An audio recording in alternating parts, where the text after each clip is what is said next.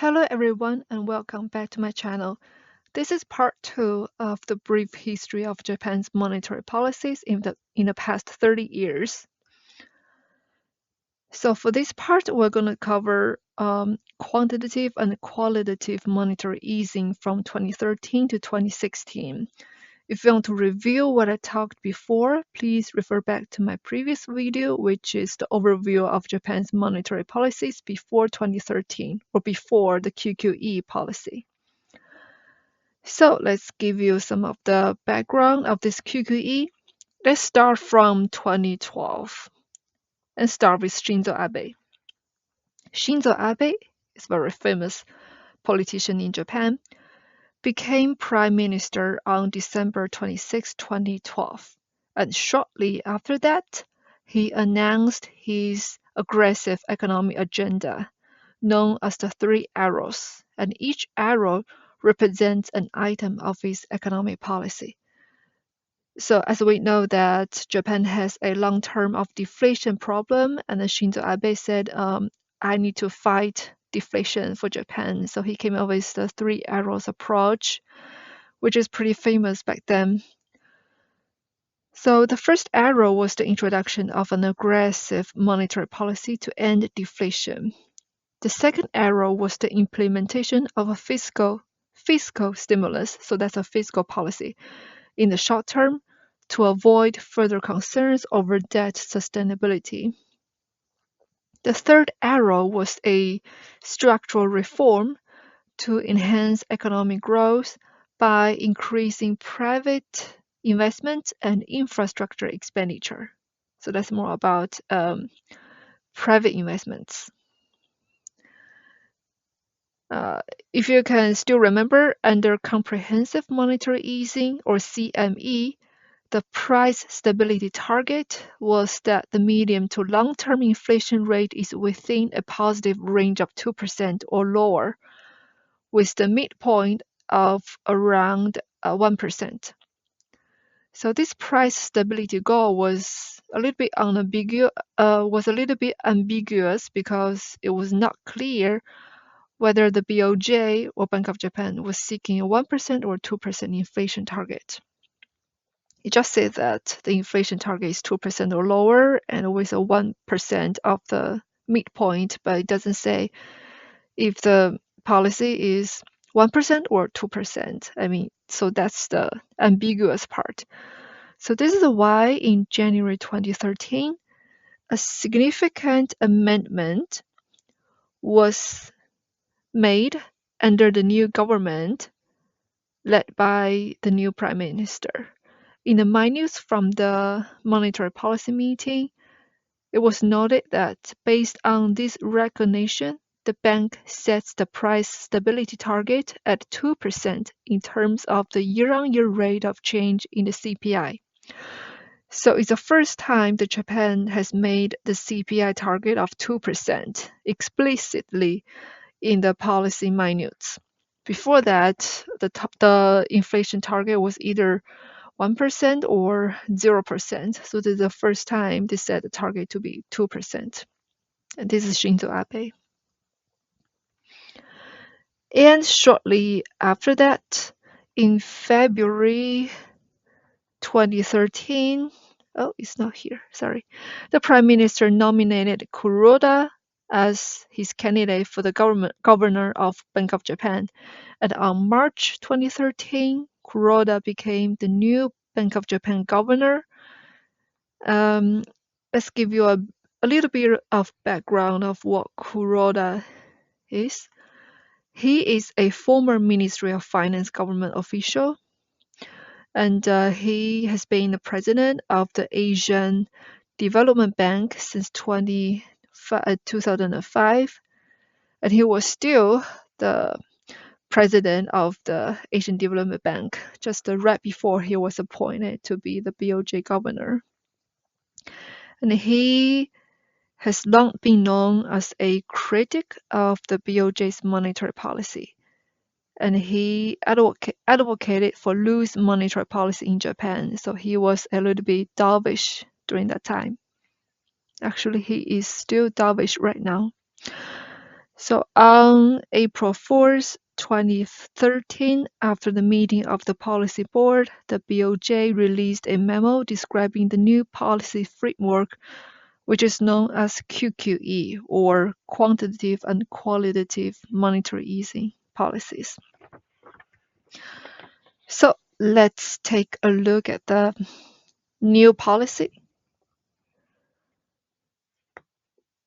The policy says that the Bank of Japan will achieve 2% of the price stability target at the earliest possible time, with a time horizon of about 2 years.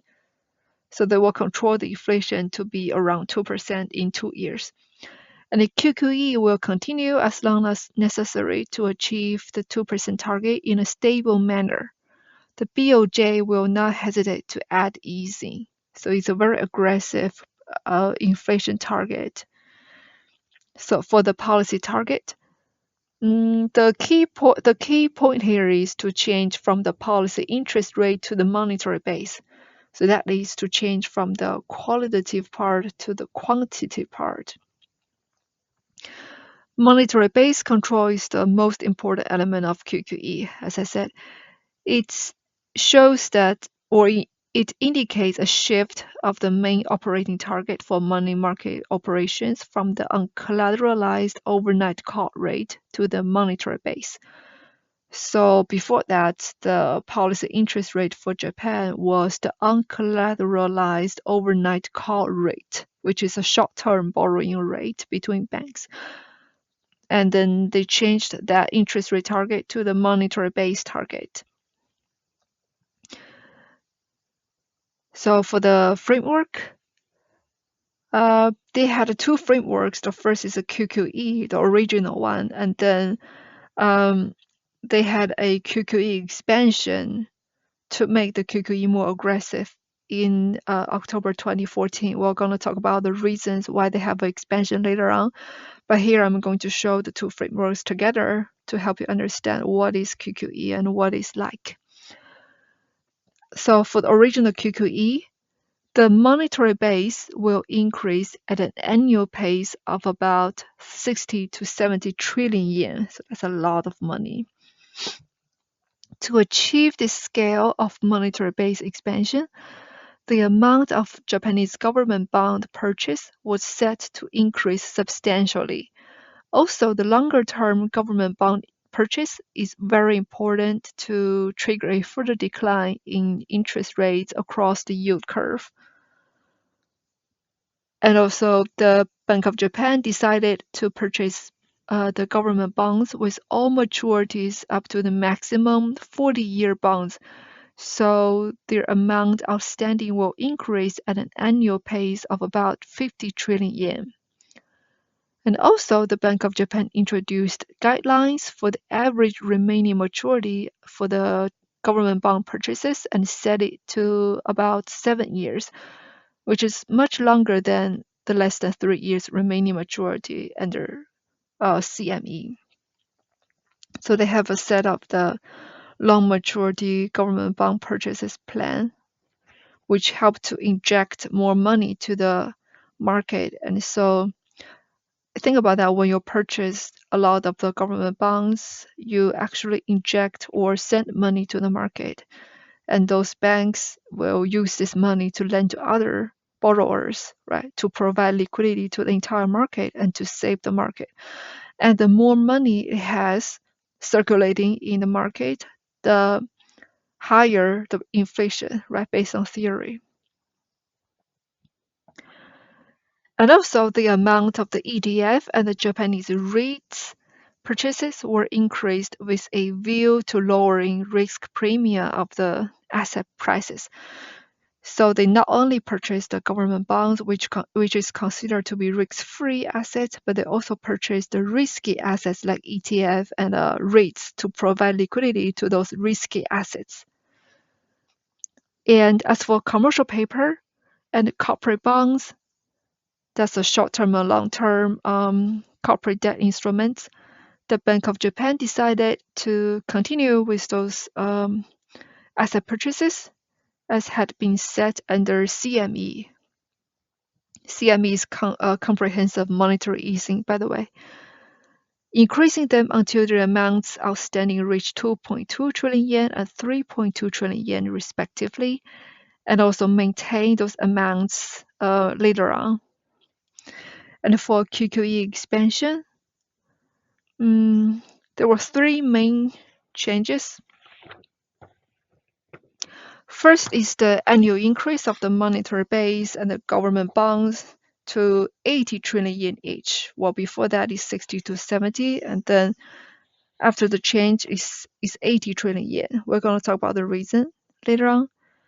And also the annual increase of ETFs to 3 trillion yen and the Japanese REITs to 90 billion yen, sorry. And they also extended the average remaining maturity of the government bond purchases to 7 to 10 years. So the maturity that they can buy is much longer than the original QQE. Okay, and then let's look at the expected impacts. It may not be the real impact, but when they set this policy, they expect some of the impacts to happen in the market. So we can see the logic behind this QQE policy. So for the expected impacts, QQE emphasized long-term inflation expectations as one of the most important channels to achieve the 2% inflation target. This was based on the view the higher long-term inflation expectations might help to increase the current levels of prices and wages by accelerating current levels of spending. And the increase in the remaining maturities of the government bond purchases was expected to put downward pressure on the long-term interest rates. So if you buy a lot of the, for example, 10-year government bonds, you can expect the 10-year interest rate to push down. And so the longer end of the yield curve will go down. And real interest rates were expected to decrease due to the lower nominal interest rates and higher inflation expectation. This helps to deleverage firms and households, increase investment, and improve the sustainability of the government debt, and also to increase expected inflation. Also, there may be some greater portfolio rebalancing effect, just because the financial institution will have a stronger incentive to take risk, right? Because the interest rates are lowered, because you purchase a lot of the government bonds, so the interest rates are lowered. And then for the financial institutions, if they want to get higher revenue, they may need to invest in other riskier financial assets with higher returns. For example, stocks, corporate bonds, real estate, and other investments. So that's called portfolio rebalancing effect.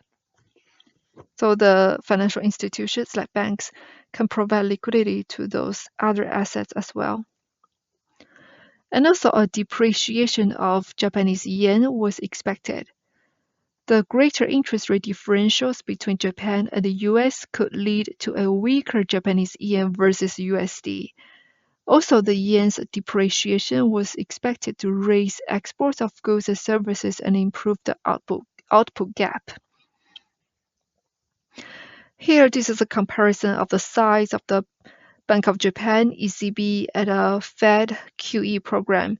So both of the three major central banks in the world had conducted QE before. But we can see that the Bank of Japan has by far the largest size of the QQE program in terms of the central bank asset holdings. We can see this graph, this orange line is the Bank of Japan. This is the central bank asset holdings as a percentage of the GDP. For Japan, during the QQE period from 2013 to 2016, the percentage increased from 30% to around 80%. That's a huge increase. And even after that, during the YCC period, we're going to talk about in part 3 of the video. During the YCC period, it further increased from 80% to over 100%. That means that for Bank of Japan, it held the entire GDP of Japan. Well, that means that it purchased so much assets, so many government bonds or so many other assets, and so the asset holding under Bank of Japan is the same size of the Japan's GDP. That's crazy. So we can see how determined the government is to fight for the deflation problem. Okay, then let's look at the real impact. Right. First is the government bond yields. When the QQE was announced on April 4th, 2013, the government bond yields began to show fluctuations that lasted for about 6 months. Here, fluctuations, right? Look at this volatility here. The rise occurred partly because bond market participants have mixed views on the impact of QQE. Well, some people are very cautious about the investment in government bonds because of the higher interest rate volatility and higher stock prices, for example. So if the stock price is high, then a lot of people will just turn to stock market to get higher return, but they don't want to invest in the bond market, right? Which the interest rate is pretty low. Look at that for the 10-year, for the 30-year, the interest rate was only less than 3% back then, so it's pretty low. So that's why it's very volatile. And by September 2013, the 10-year yield had finally became more stable. And by October 2013, it had returned roughly to the level prior to the introduction of the QQE. Right. And then after that, the yields followed a declining trend. Look at this declining trend. This is because the bond market participants, their views have converged and became more stable, and the downward pressure driven by massive government bond purchases by the Bank of Japan began to be felt by the market. So this led to a steady decline in the new lending rates and increase in credit growth. So let's look at the loan growth. The year-on-year loan growth extended by domestic banks started to pick up and exceeded 2% from January 2013. Look at this increased trend, the upward trend here, and rose further from 2.5 to 3.8% in August 2013. But then it just slowed down and came back after the fluctuation here. And for the exchange rate of the yen versus the USD, the exchange rate began to depreciate from December 2012. I think part of the reason is people anticipated the Shinzo Abe's stimulus package. And then the last one for the stock prices, they had maintained a rising trend since Shinzo Abe became the prime minister. So a lot of the investors are very confident about his monetary policies back then. So let's talk about QQE expansion.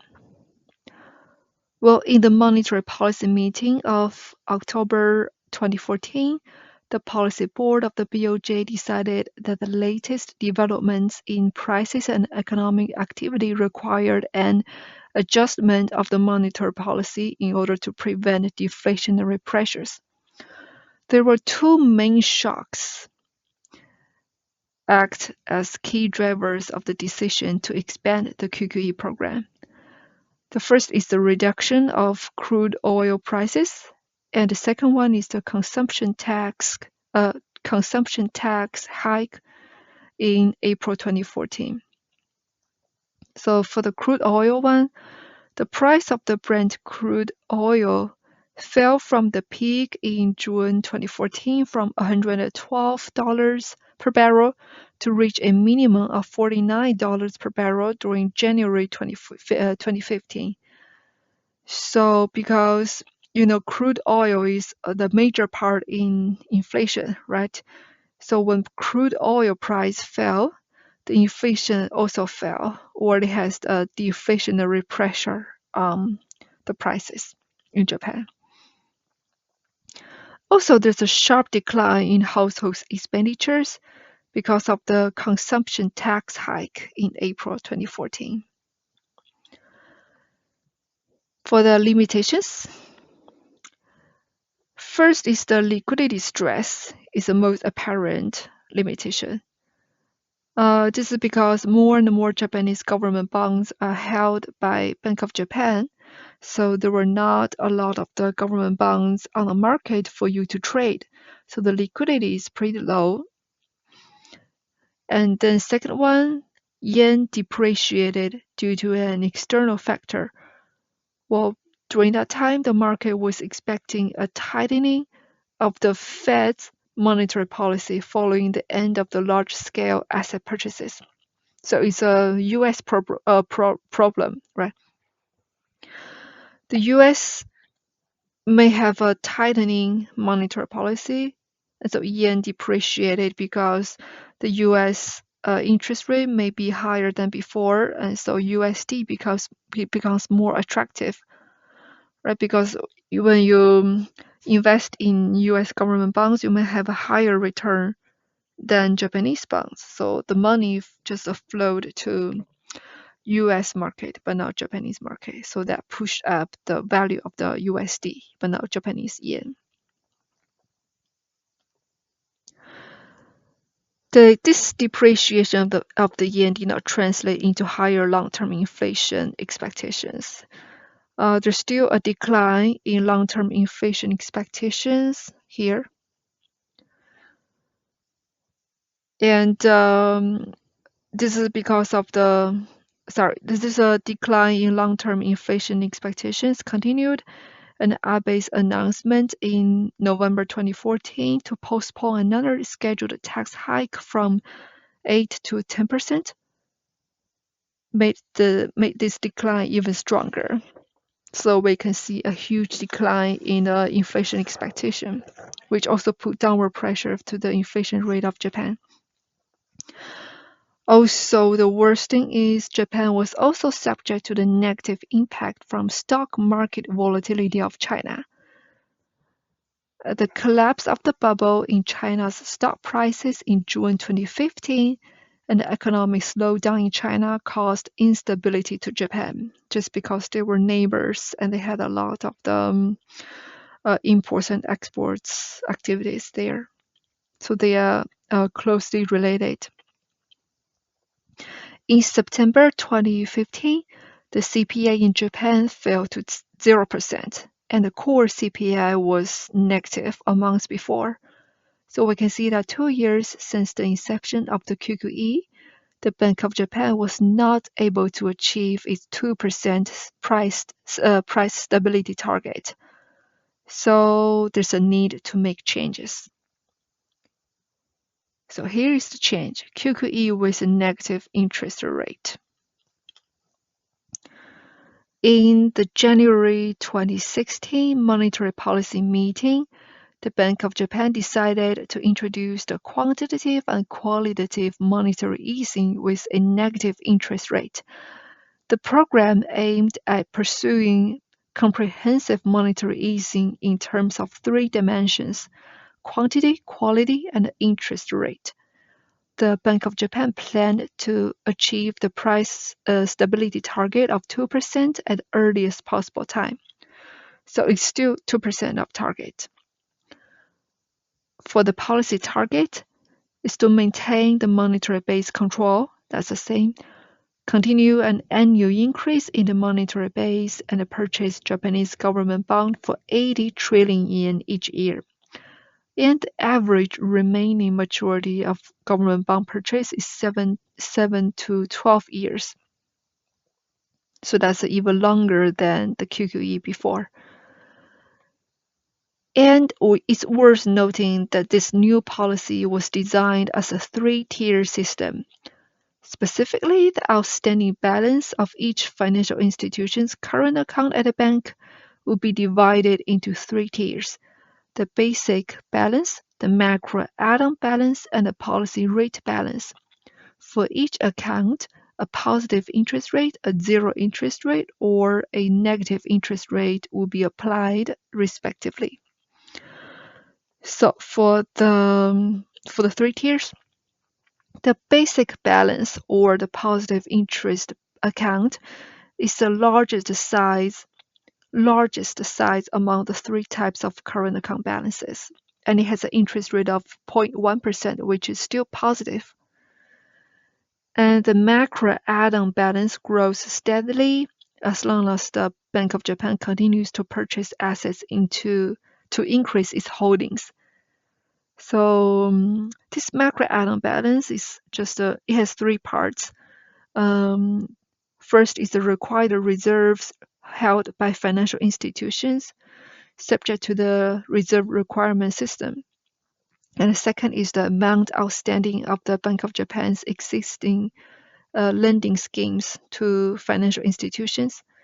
And the third one is the amount transferred regularly from the policy rate balance. So some of the add-on balance here.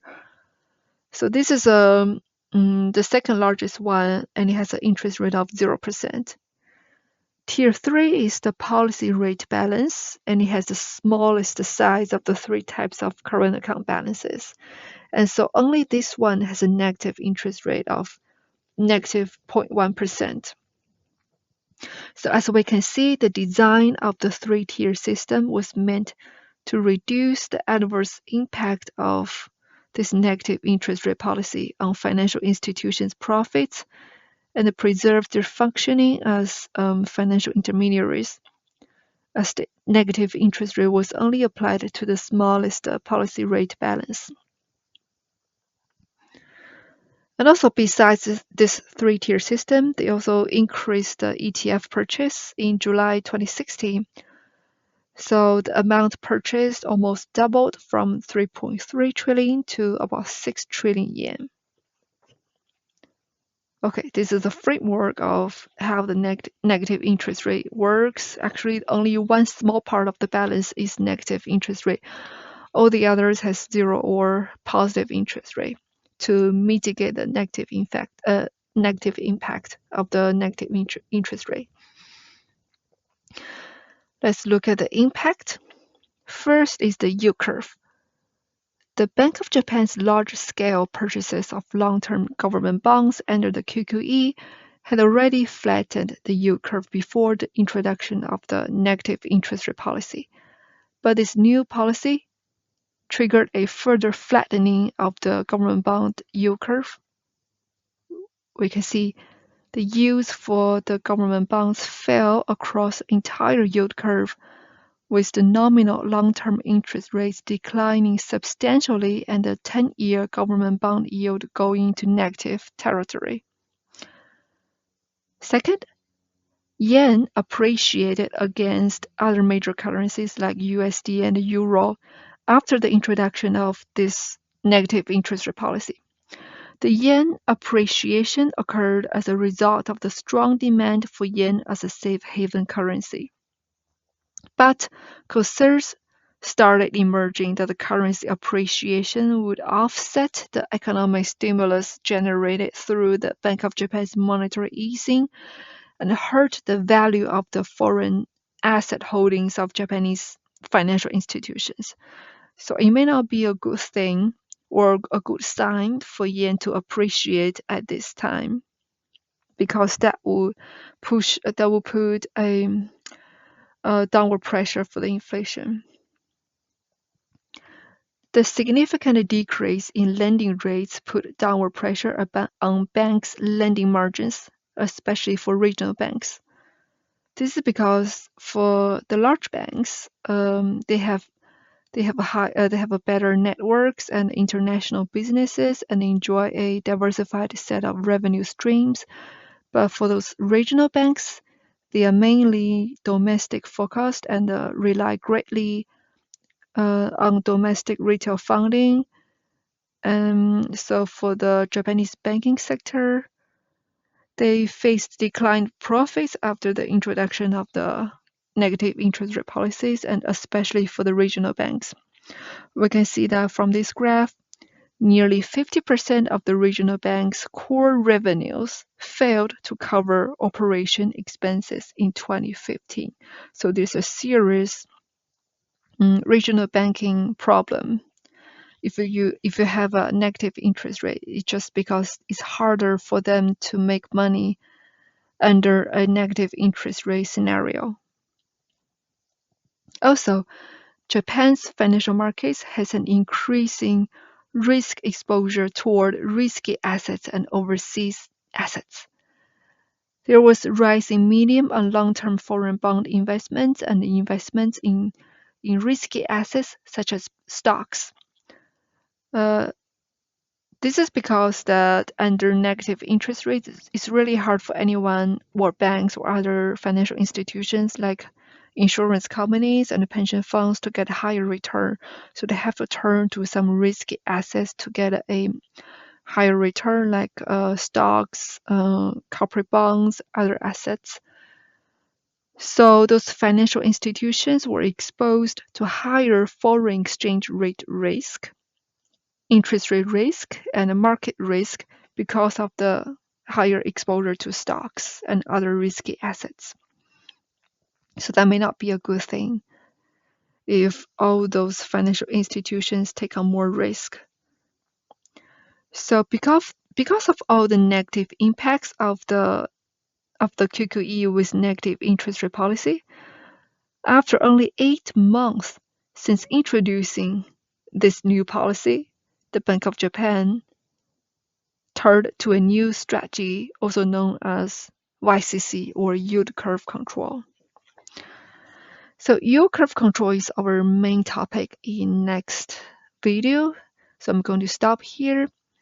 And if you think this is useful, please like, comment, or share this video.